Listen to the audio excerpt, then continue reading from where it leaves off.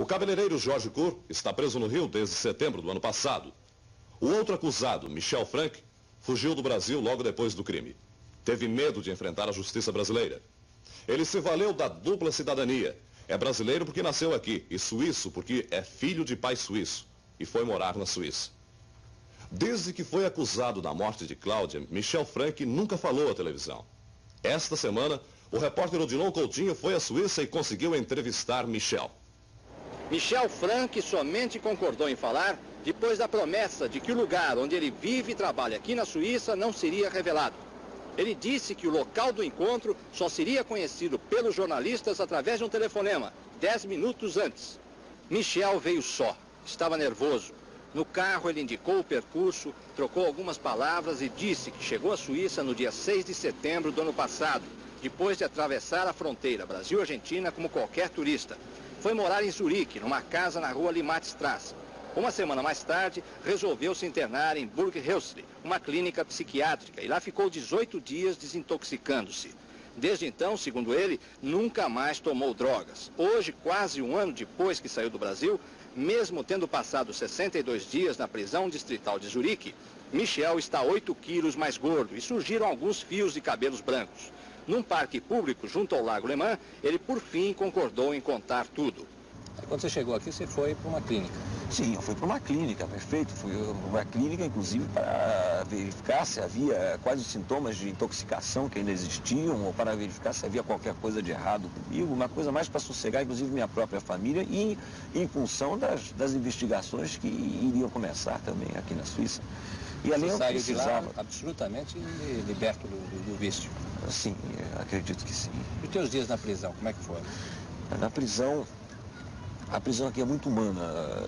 Os guardas, por exemplo, lhe tratam de senhor. Uma vez eu fui algemado uma vez e ainda por engano, e o guarda ainda me pediu desculpas depois. Michel Frank, você matou Cláudia Lessing Rodrigues? Não, eu não matei Cláudia Lessing Rodrigues. O Kur não matou Cláudia Lessing Rodrigues. Ninguém matou Cláudia Lessing Rodrigues. Cláudia morreu de morte natural, infelizmente, devido a uma dose letal de cocaína, mas ninguém matou Cláudia Lessing Rodrigues. Ninguém matou Cláudia. Se ninguém matou, como ela morreu? Gostaria de... É um assunto que me constrange muito de falar sobre isso, se você não insistisse. Mas eu estou insistindo. Cláudia morreu da forma que eu descrevi nos atos do processo. Ela teve uma crise, de repente, ela estava... Queria que você descrevesse essa crise. Na posição sentada, ela de repente caiu para trás, o corpo em convulsões, principalmente a parte superior do corpo, a boca fechada, os olhos esbugalhados, tudo tremendo. E quando eu vi isso, eu pensei, primeiro eu pensei no ataque epilético, como a gente vê no cinema, como a gente lê nos livros. E a primeira reação, num caso desse, é sempre verificar se a língua da pessoa não está obstruindo a respiração. Pelo menos foi a forma que eu concebi, aquilo que eu vi, a impressão que eu tive foi essa. Então, uma cena horrorosa, simplesmente. O corpo todo tremendo. Eu me precipitei, dei uma bufetada no rosto de Cláudia para parar, para ver se parava aquele tremor. O tremor deve ter durado, não sei, uns 20, 30 segundos. Depois ele parou, mas ela continuava com a boca fechada e eu via que ela não estava respirando. Então eu tentei, fiz aquele esforço desesperado para abrir a boca dela, para tentar tirar a língua para fora. E enquanto isso, o Kur tentava fazer a respiração artificial na Cláudia, empurrando os pulmões, pressionando os pulmões, exatamente como eu descrevi. Eu não posso descrever isso com mais detalhes do que isso. Nesse momento, quem estava no quarto? Você, Cláudia e Kur? Sim, exatamente. Veja bem, quanto tempo levou da morte de Cláudia até vocês levarem o corpo da praia? Isso também está nos atos do processo. Depois eu calculei aproximadamente 14 horas, mais ou menos.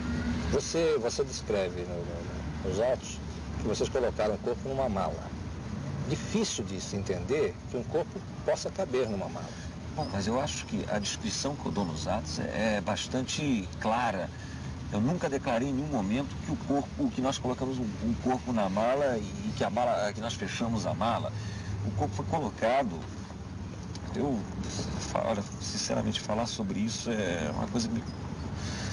Enfim, o corpo foi colocado na mala e a mala não fechou, é lógico. E ficava sobressaindo. Foi dessa forma que nós transportamos. Ora, se você não matou a Cláudia, se o corpo não matou a Cláudia, por que então transportar o corpo? Por que ocultar o corpo? Isso é uma pergunta que eu mesmo me perguntei. E eu acho que só hoje eu posso realmente encontrar uma explicação para isso. Durante muitos anos, Odilon, eu usei cocaína, anos a fio, antes disso, diariamente. Não só usava cocaína, mas como depois de um certo tempo eu não podia mais dormir de noite. Então eu passei a usar Mandrix, que é um sonífero muito forte, para poder dormir. E isso cria um estado de espírito na pessoa, em função do uso contínuo, totalmente paranoico. Isso ligado a um sentimento de culpa que eu acredito que toda pessoa que usa entorpecente tem esse sentimento de culpa. Aliás, o motivo por que as pessoas usam tóxicos juntas. Então, aquilo, quando eu acordei horas depois, eu vi inclusive aquele aspecto, o apartamento que tinha sido queimado no incêndio no domingo antes, o corpo de Cláudia ali, aquilo representava toda a minha culpabilidade de uso de tóxico, tudo aquilo que eu não queria que ninguém soubesse. Eu tive medo do escândalo, eu tive medo da polícia, eu tive medo do meu pai, inclusive, que várias vezes me havia avisado que em circunstâncias assim poderiam ocorrer. Os legistas brasileiros dizem que ela teve um traumatismo craniano em vida. Como é que você pode explicar isso? Eu não sou médico, Odilon, eu não posso explicar do que eu não entendo. Como é que você vê os teus próximos dias? Como será a vida de Michel Frank? No momento, é a mesma expectativa angustiante que tem caracterizado minha vida inteira até agora. O medo de ser julgado ou condenado por um crime que não cometi, por um crime que não existiu. Falar em voltar é até besteira. Falar, eu não sei. Sinceramente, eu não sei. Michel Frank está em liberdade na Suíça e isso desagrada a opinião pública brasileira. O juiz suíço que cuida do processo explicou que Michel está solto, mas não pode sair da Suíça. O passaporte dele está com a justiça e se ele fugir, será preso pela Polícia Internacional. O juiz acha que só havia um motivo forte para que Michel continuasse preso. Era o sigilo nas investigações, já quebrado pela imprensa. Michel Frank não conta a ninguém onde mora e trabalha. Depois da entrevista, Michel pegou um trem, levando com ele a sua nova versão da tragédia de Cláudia.